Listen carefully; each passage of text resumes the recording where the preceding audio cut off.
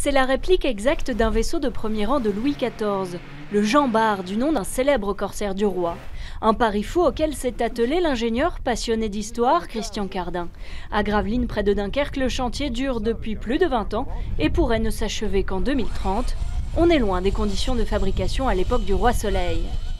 Un bateau comme ça, c'était 3 ou 4 ans pour le construire, des fois moins de 3 ans quand il y avait vraiment la nécessité. Mais d'abord, vous aviez 1000 bonhommes sur un chantier, vous aviez tous les corps de métier, vous n'aviez pas de souci d'approvisionnement en bois, il y avait l'argent du roi.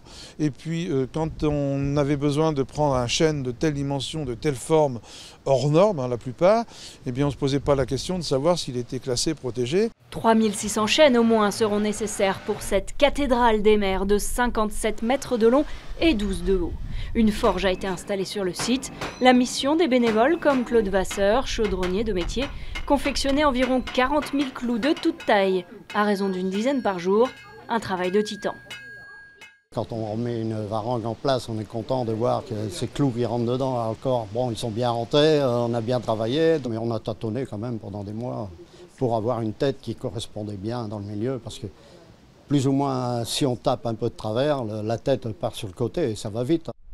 Depuis la création de l'association en 92, une centaine de personnes, salariés, bénévoles, compagnons, participent au projet.